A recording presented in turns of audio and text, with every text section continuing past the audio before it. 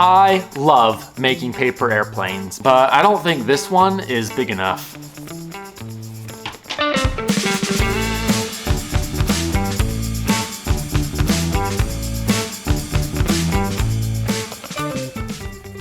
Now, this airplane is going to be so big that regular paper is going to be a little too flimsy of a building material. So instead, I am using foam board that I bought from Dollar Tree. Let's get started building this airplane.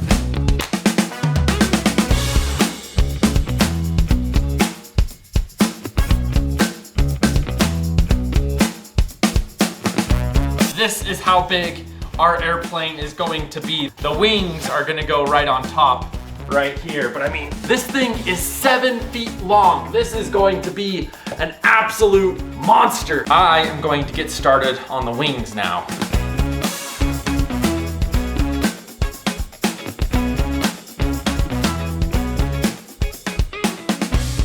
I am going to add control surfaces on the wing. This will allow me to steer and direct the airplane so we can make the airplane land where we want it to rather than who knows where.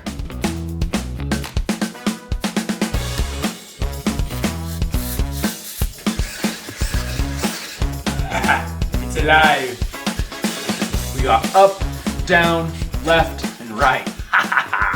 Now that the airplane is just about finished, we need to find a place to launch it. But wherever we launch it from, we need to make sure that it is done safely and legally. This plane is big enough that it could hurt somebody. And in addition to safety, our friends over at the FAA have written a few rules that we need to follow when it comes to unmanned aircraft. Here are all the rules. You can pause and read them if you want to.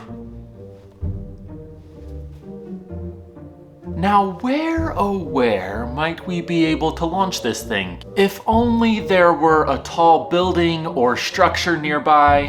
Oh yeah, I live in Utah.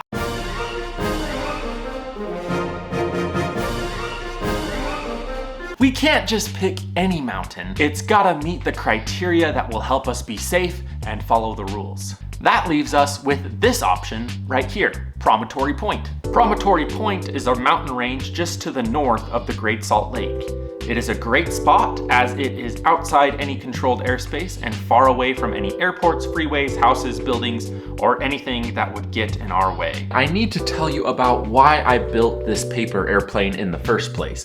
And to do that, I need to introduce you to my friend Bree. I met Bree while training for my private pilot's license. As you might know, I've been going to school to become an airline pilot. Flight training is really expensive, but being an airline pilot can be incredibly rewarding in the long run. Bree, just like me and other pilots, went to school to become an airline pilot. She worked really hard and eventually made it to SkyWest. A few months after getting to this point, Bree had a seizure and her doctors found a tumor inside her brain. Because of this, Bree is unable to fly and she cannot pay back the loans for the certificates she worked so hard to get. Despite all this, she keeps a positive attitude and gracefully handles anything life throws at her. Bree is an amazing person. She is a great pilot, friend, and a great mother to 3 kids. In the description, there's a link to her GoFundMe. If you enjoy this video at all, please consider donating $1 or $2. Anyway, thank you for taking the time to listen. Make sure to show Bree some love. Let's go fly a giant paper airplane.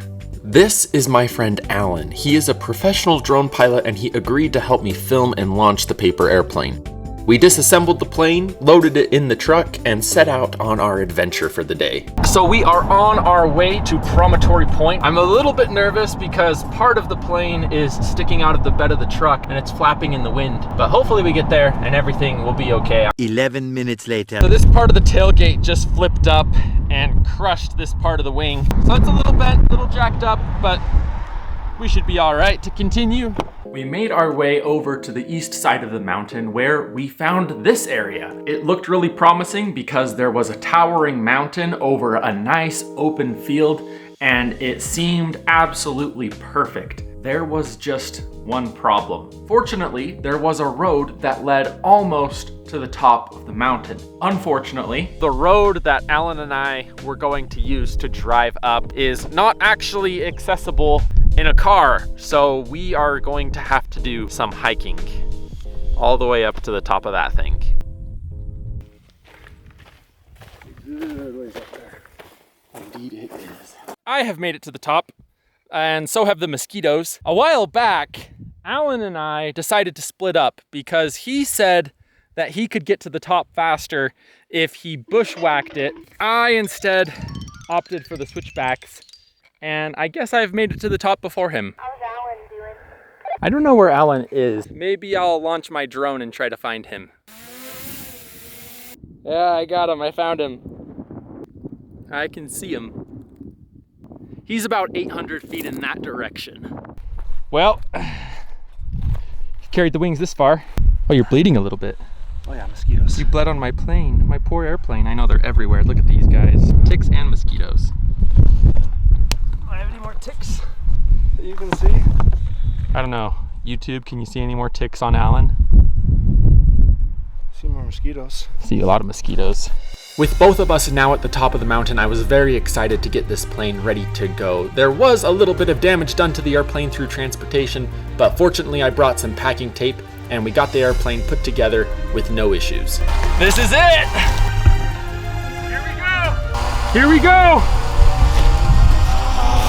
No! One more try, one more try. Okay, clearly that's not how we planned the flight to go.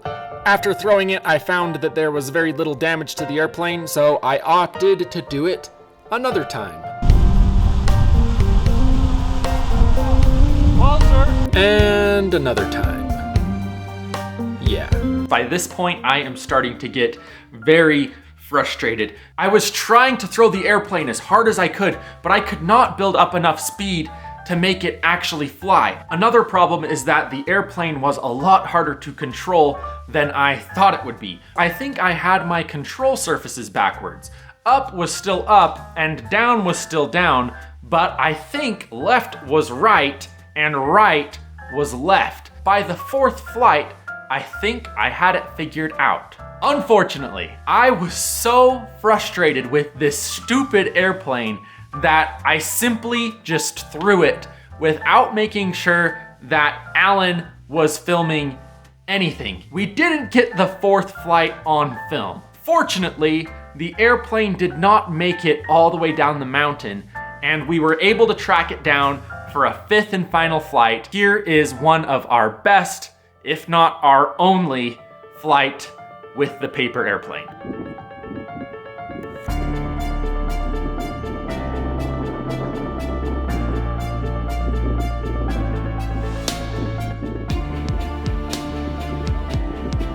Getting it.